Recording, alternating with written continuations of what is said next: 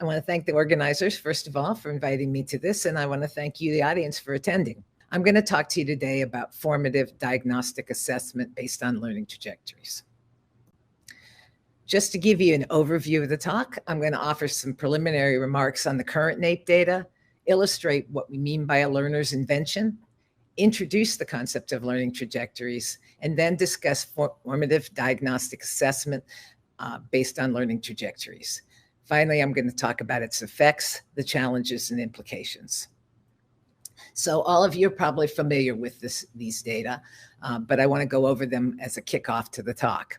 And that is the scores on NAEP were trending upward until 2013, at which point they leveled off.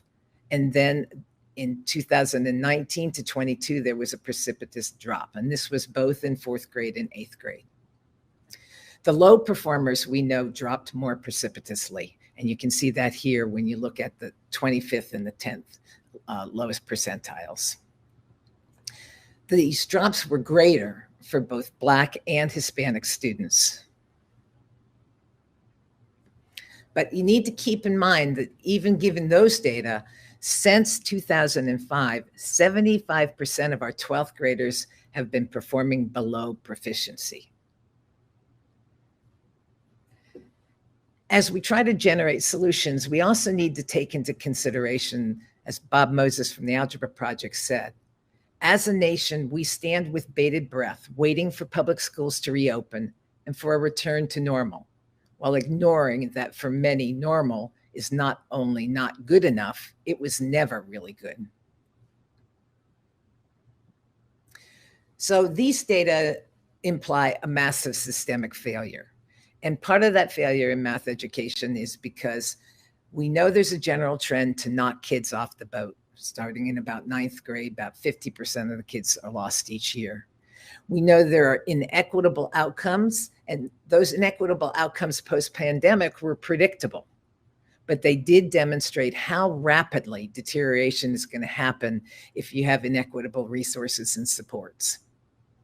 And finally, at this point in our country's history, we have to show a real commitment to how to achieve quality education as a constitutional right for all citizens in our solutions. So now what I want to do is talk about the kids, the learners, and really everything starts with the learners. And so I'm going to tell you a quick story. There's a 6-year-old who was asked to explain what the digits in the number 314 mean. Using base 10 blocks, he pulled out 3 hundreds blocks and 14 ones. So his response was correct, but it was missing the interpretation as 14 as 1 10 and 4 ones. Then he said, "It's like the clock." And he drew 2 boxes on the paper that looked like this. Now, my question to you is, how would you respond if you were his teacher? I'll give you a second to think about that.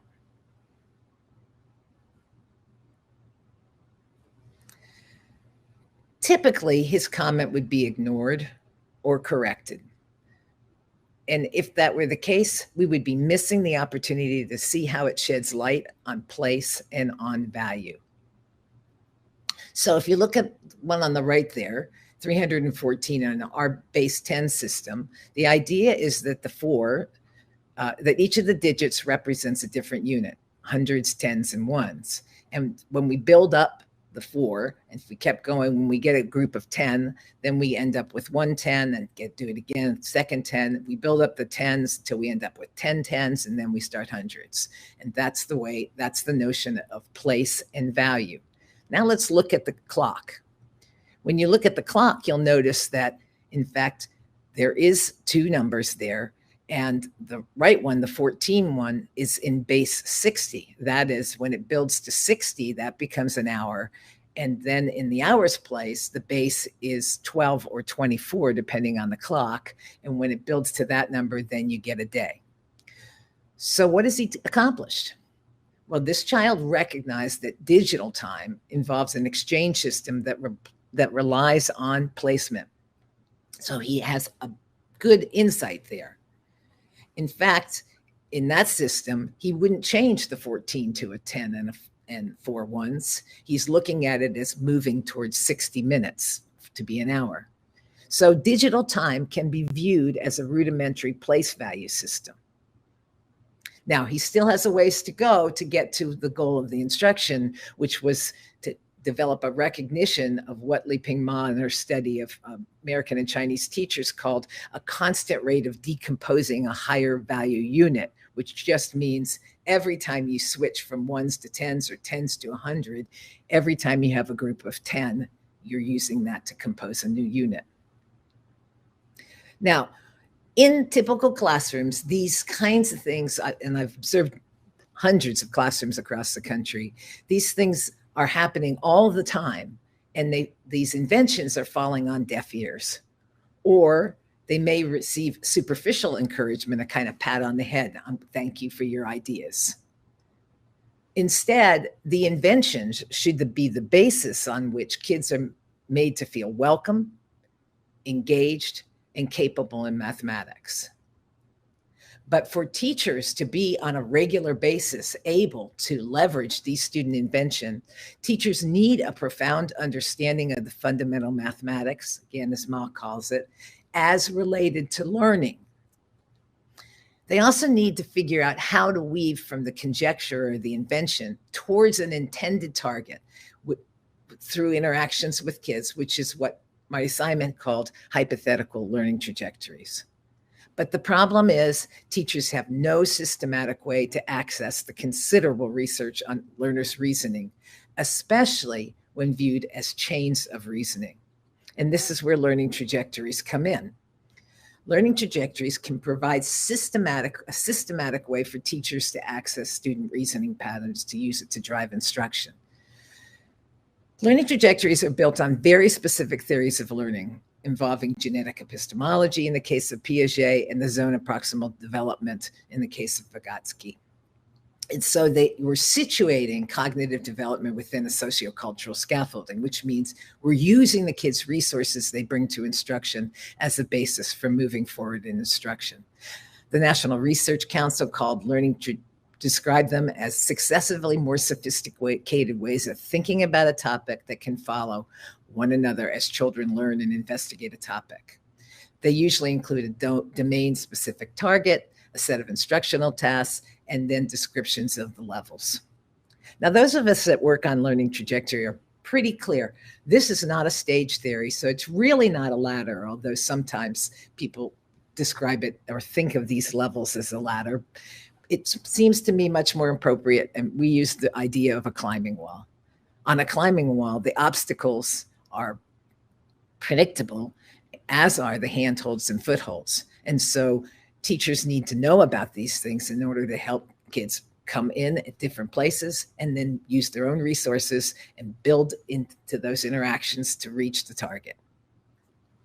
I want to just stress that learning trajectories are specific, domain-specific models. They are not general principles of learning. They are expected probabilities. They are not stage theories that seem to logically be a necessity. They're empirically based on studying students solving rich or novel tasks. They're not logical mathematical deconstructions built using typical exercises. They can include strategies and reasons and explanations and cases, and they fundamentally include exploring misconceptions rather than trying to avoid them. They're ordered by sophistication, and they are evolving. We learn more of them over time, and sometimes new ones emerge. In learning trajectories, it's really important to note that grain size matters. If they're too fine, that they can't be used well to guide instruction, and if they're too broad or big, there's not enough detail. So I want to give you a quick example, and then I'm going to use this example in the rest of my talk. So I want to give you the example of percents. Now, what is percent? Well, percent is a way to describe relative size using a single number. So instead of describing it as a fractional part and having trouble comparing, you describe it as a single number, 30%, 23%. To think about how it comes about, think about asking kids the question. You have two different size parking lots, and they have different numbers of cars in. And you ask the question, which parking lot is fuller? And the question for the kids is, does it mean having more cars in spaces, counting the number of cars in the two? Or does it mean having more cars relative to the number of spaces? And that requires a shift from counting to multiplicative reasoning. So here's one of the trajectories within that area. This is a learning trajectory for benchmark percents. We always do the learning trajectories just like the wall, from bottom to top. So the first level, kids can learn to associate 100% with all of the quantities, 0% with none. At level 2, they can associate 50% with half of the quantity when 100% of that quantity is given. And so it goes up the levels of then learning to do 25%, 75%, 10, 5, and 1, and then applying those to solve problems. And the important thing about this trajectory is it's not building from teaching definitions. It's building from the kids' experience in the world. And kids have a lot of experience with percents. They see it on cell phones with the amount of battery left. They see it when they download apps, looking at what percent has been downloaded. And they see it, of course, in sales and other kinds of places out in the world. So we have this knowledge about trajectories, and we can describe it for the big ideas of mathematics. How would we make that go to work to improve instruction at scale, which is our goal for our conversation? Well, one way you could do it is you could embed the LTs in the textbook. A second would be to provide teacher professional development. My own choice for my research group and some other people working in the same area has been to build it into assessment. Why? Well, first off, we can deliver the data from those assessments back to stakeholders, fundamentally back to students, as well as parents and teachers. We can provide personalized, actionable feedback in a low-stakes way, and we can tie it to district-wide accountability. That is, look for improvement over time, and as I was saying, look for recovery in the system. So the proposal is to create a diagnostic assessment system to measure progress along learning trajectories and return that system, the data from that system, in real time to use formatively. And it's a cool thing because you can use it to drive improvements in your curriculum, and you can use it to drive teacher capacity, both of the other candidates we had. So sort of what's a picture of what that looks like? Well, teachers plan curriculum and then they implement curriculum.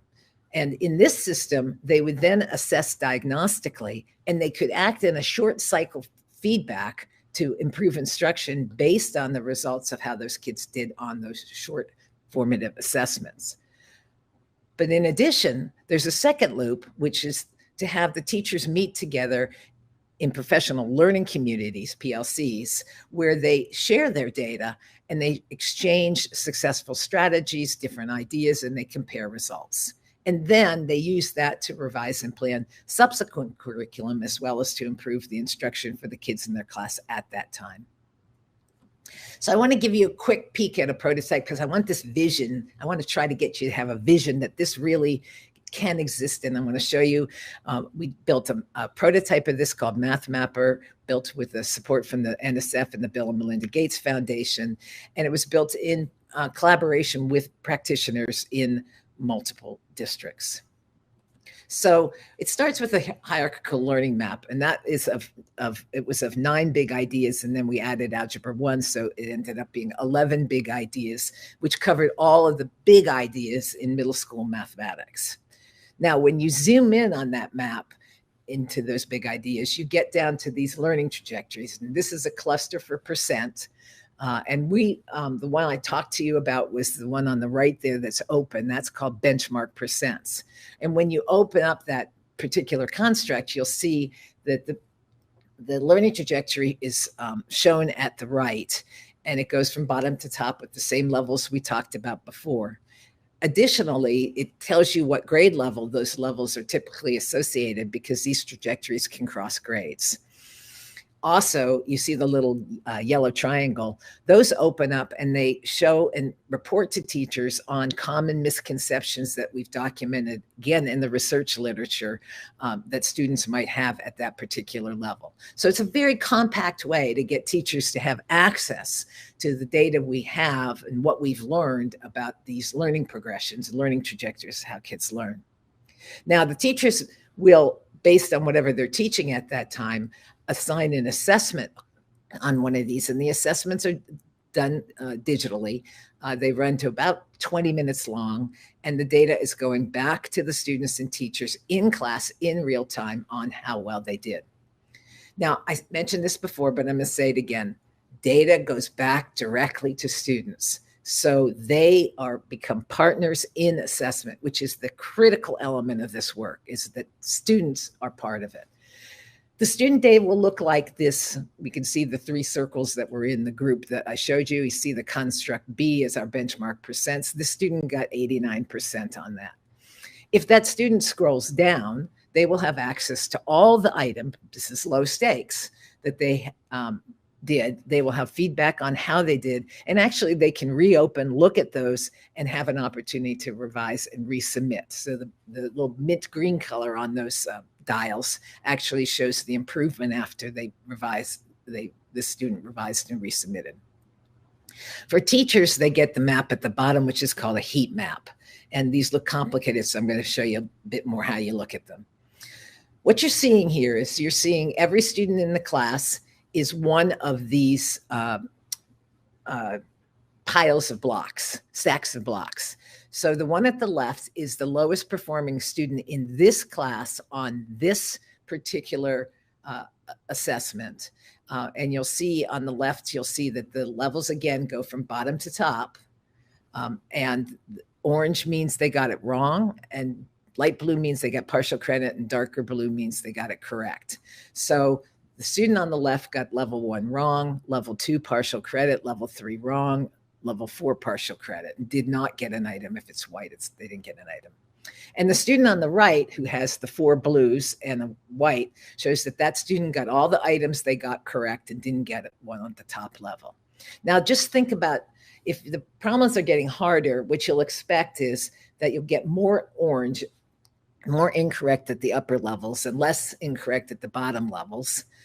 And so what they can do with this chart is they can look at this chart and see that, first off, they ought to reteach the work at levels 4 and 5, because about half of their class has not understood those levels very well based on the amount of orange. They can also identify the students that on this particular assessment come out to have the weakest scores and put them in a small group and give them additional attention. And I want to just stress that this allows for flexible grouping that doesn't go on forever. And we know by looking at the data that different kids end up in different places on these charts. It is not that kids are always in one spot. So this gives the teachers a real actionable way to work. Also, they can go in and each of the levels, click on the levels at the left, reopen the problem, and they can either show it with an item analysis of how what the kids' answers were, or an answer on it, but they use it to generate discussion among the class where students can present their ideas and explain to each other how they reasoned through the problem and focus on student reasoning. When we've used this across different districts, we've found that you get graphs like this. This one shows 2 districts. The green district does no tracking, so all the kids are in the top box, going again from level 1 to level 5. Orange, again, to remind you, is incorrect. So this is showing the percentage or the proportion of incorrect answers compared to the percentage of correct answers. And the purple one is the higher district, where you can see different courses. Most of their kids are in grade 6 advanced. So you can see that their scores have less orange and more blue and tend to be stronger. But you can analyze your data this way. When we do analyze the data that way across within schools or across districts, we find first the diagnostic measures conform to the LT predictions. Really, level 3 is a little off there. We can talk about that another time, but generally they conform to the learning trajectory shape you'd expect. The observations of teachers returning the data demonstrate that they gain gradual proficiency in use, and that the students participate actively in this process of reviewing the data because they've worked the problems now, so they're connected to them. And the research team built out additional affordances such as retesting, practice at the levels, and links to materials based on the requests of the district. This retesting is interesting. They did some of it in some of the districts as we were building this out, and this is a data pattern from key percent relationships. We find that when students, if you pretest, which we don't always do, the data will look like this. It'll be skewed to the right. After the first round of instruction that teachers give, it will improve, but you'll still have a lot of students performing in the lower ends of things, and the data will move, but not move as much. It is after the second instruction, when they intervene diagnostically, that we actually see more of the students reaching acceptable levels of proficiency. And in fact, these are equated tests, so they can be compared, and you can take more than one retest. The other thing I said in your chart, if you remember, was talk to you about sharing data within professional learning communities. And this is an example of a teacher who's sharing her data with the class, and then who's sharing the data with other teachers at her school. And this came from District 2. And what happened on this was, you can almost see it on the board behind there. What happened on it was the students did not perform well on the levels that involved percents above 100. And teachers actually realized, this teacher and others realized, that they had inadvertently not taught it, which meant the kids had not had the opportunity to learn the topic. And they just said, we didn't do this. They went in and did the instruction. Experienced teachers shared their approaches with each other, and that way instruction in the school was strengthened. We do have a data-driven framework for looking at data, because teachers have to learn to look at data. All the teachers collect and analyze it. One teacher presents it to the other teachers in a group. They connect it to both the learning trajectory, to the curriculum, and to their instructional methods. They all discuss it jointly, coaching each other, and then the teachers have two places to intervene. They can do something with their existing classes, and they can make long-term plans. The studies of teachers and observations of them revealed that critical teacher behaviors for effective use of this diagnostic formative assessment system, they needed to emphasize that this is assessment for learning. It's not a summative assessment. Teachers over time need to learn to trust and conceptually understand these learning trajectories. They learn to maintain a consistent focus on student reasoning, bringing the students into the game, having them talk about the ideas and the ways that they approach the problems, fostering peer interactions around the data, and committing to achieving a gradual, steady professional growth as a member of a professional community. The results in our work in North Carolina on this, what we found was the teachers that assigned more of these tests, really just 4 sections of 25 students, were correlated with gains of 0.88 on a 5-point scale, and of course test in North Carolina, while students who had the opportunity to take 5 more math mapper tests per year was associated with a gain of 0.4 on the end of course. All right, so why don't we just do this? This is something that can actually work and make a difference. Well, we have a lot of systemic challenges to take on. First, we are facing a substantial anti-testing, anti-measurement movement. Secondly, our product providers, our assessment providers, are risk adverse and product defensive. So they want to stay with what they've had that works and often don't want to try anything new. Teachers are still overwhelmed and undersupported, especially post-pandemic.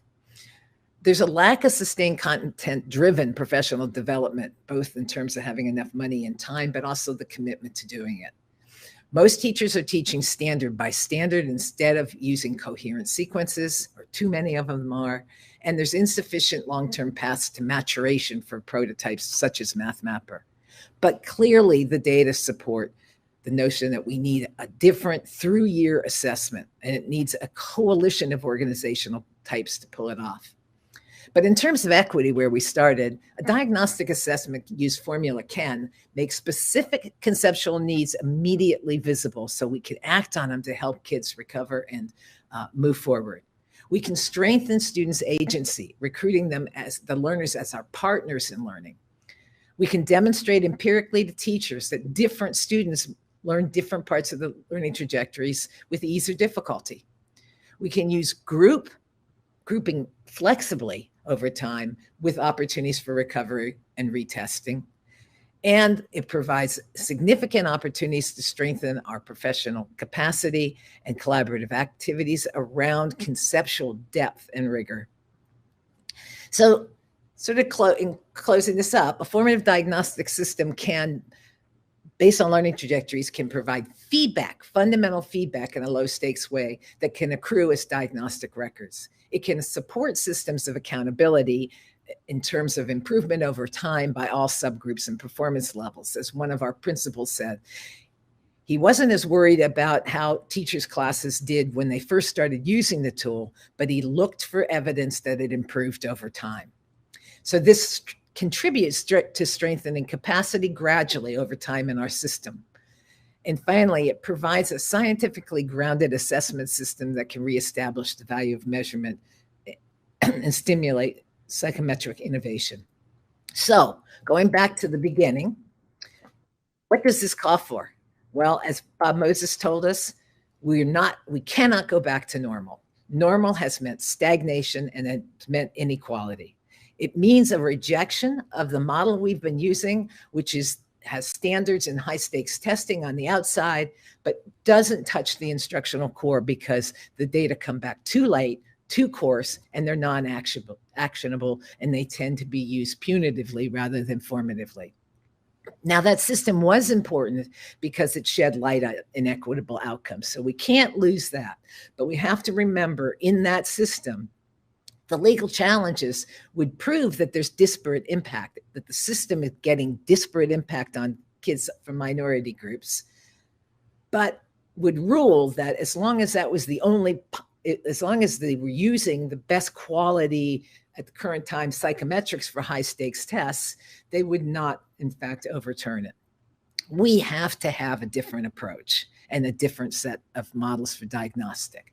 So what I'm saying is we need to put into effect at scale a large effort towards creating low stakes, highly scientific, formative diagnostic assessment system that can drive improvement because it's based on giving feedback to the people that need the feedback, students themselves, as well as parents, teachers, and as members of professional learning communities and districts. Now, I want to say that I think embedding this within the NAEP, the new NAEP framework, and using the NAEP results to measure over time whether the overall system is performing is still a fundamental part of this effort. And that's an outstanding test that can be used to help us look at the overall system. But this smaller feedback system has to be operating towards improvement. And the exciting news is that it provides a kind of system coherence that can connect this disparate impact to issues of opportunity to learn, unequal budget allocations, or inadequate teacher preparation by gathering data on those issues and then connecting it to the patterns of performance on diagnostic assessments. I think if we were to get together as a community and design this in a way that was involving all partners to build the best system we could have out there and continually update and validate it, we could get a system that really supported widespread systemic improvement. Thanks. Jim asked the question, how does using formative assessment, how's that related to competency-based progressions? It depends on whose definition and meaning you're using for those competency-based progressions, Jim. So there are people who do that by just looking at empirical data on difficulty coming from different kinds of high stakes or even low stakes tests, but straight tests. And most of the work on learning trajectories has come from giving student compelling tasks and listening to how they solve it so that the ways they think about it can emerge. And that kind of emergence is important in understanding and building those learning trajectories. But one would guess that over time there would be certain amounts of convergence. But if you just go with an empirical approach on that really turns out to be difficulty on problems, you're going to get some of your straight procedural approaches coming out being easier and not really working out conceptually how those trajectories develop. But we assume that the trajectories will change over time as there's additional evidence. And I hope that answered your question. Yeah, sorry, and it seems like some of these things aren't working quite like we all hoped, but they have built an interesting system to be efficient for this conference. Does anyone have another question? I'd welcome some questions if someone wants to type something else in, or even your thoughts. Doesn't have to be a question as such. I'm happy to hear how you relate it to the topic and to the ideas, and I'd like to hear your thoughts on what you heard. Thank you. I'm glad you. Hi, Skip. How are you? I'm glad you found it useful, and it's really, Skip. It's really a prototype. One of the sort of frustrations is that it needs to be picked up and taken further with a group of people, because these things are real in real life, and they need to evolve, and they need to be done with combination of practitioners and researchers and psychometricians. Andy said, hi, Andy, thank you for coming. Seems like coming up with those complex tests and cover students things. Yes, they can be. And Andy, in the best of all possible worlds, not only would you have these learning trajectories in these charts, but they would have videos that go along with them that would be showing kids working some of those tasks and show how and why the concepts are there. Because while we write each of the levels as pithily as we can in terms of being clear and compact, it does turn out that understanding them takes some time, and trusting them takes even more time. And so video exemplars of kids working tasks would be so good for the professional development. And I admit I'm not up to the revisions in NAEP, but I hear you correctly. Oh, I was just saying, because the session was connected to the NAEP, and the NAEP results was, NAEP is a really high quality framework, and but it's only given at certain grades and over certain numbers a year. So it can't function all the time as something that's like a high stakes test, but it's periodic, which might be good, and it's samples. So they get a lot more items and data across different items instead of the same ones over and over. So I was saying, if you embedded a diagnostic system within a NAEP structure such that they complemented the way you interpreted the data, I think you might do very, very well. Thank you for your questions. Thank you. I'm glad you enjoyed the session, Caroline. Hi, Charlene. So Charlene, who just wrote that comment, was there's a supervisor and head administrator in the district that we worked in to do much of this work, and much of the work came down to the quality of her group of teachers and our other collaborating teachers and their ideas about what they would like to have seen in the system, and their patience for us to get it built for them. So thank you. It's really great to see you. Okay, so I'm going to start with your second one. I think it's absolutely important in the way that it helps with student agency, but you have to recruit them because they are kind of test shy. And so they have to come to understand the value of that. And so teachers have to work with them on the data to understand that they can make good use of the data. But what we also found is they started using the language of the trajectories, and that turned out to be a good tool for their own reflection on what they're doing. And your second question, in terms of improving teacher practice, absolutely improves teacher practice, because all of a sudden they're using the resources in the school, which is each other, based on how people are doing and solving problems. So the conversations are about what we most care about, which is how kids reason mathematically. The only thing I would say is you got to go slow. It's got to be a ramp to use, because it's pretty intensive when you're going through a period of doing this for, say, a particular cluster like ratio and proportion. And so you might want to do one in the fall and one in the spring, and then the next year you pick up another topic and do it. And you also need to build in the capability of longitudinal cross grade because of the nature of the trajectories. And John, if I said that wrong, Yun, thank you. Appreciate it. Yeah, boy, I don't have a great answer to that one. The question I think you're asking is, how can people in schools make use of this? You can get in touch with me, Jere, at the Math Door, which is a little company that works to make this available to districts. And we can talk about how you might do that. We also have a fair amount of professional development materials and other things that we have developed over time. But it is a project that needs some more partners to make this really work and make it over time become something iterative that can help us. But thank you. That's an excellent question. And I puzzle with it all the time. But again, if you write to Jere at themathdoor.com, we will get in touch with you and see if there's some things we could do collaboratively together.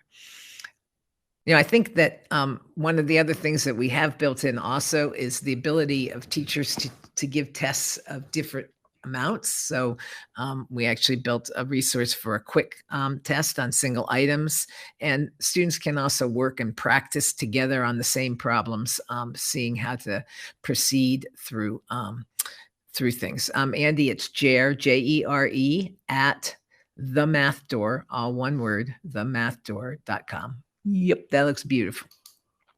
Okay. Well, the one thing is, since we're not completely done, I'll say is we have to get these kinds of systems in place where we're valuing the things we know is important in the learning of mathematics, because with the push towards AI and in the absence of other kinds of things, we aren't going to have to me, learning trajectories provide a really good seed that can then be iterated on, based on the data, because we actually validate the data on an ongoing way to look at the behavior of these trajectories and try to understand how to revise them to better reflect what we're learning about kids. That could mean changing levels. It could mean changing the problems, the numbers in the problems, the kinds of problems.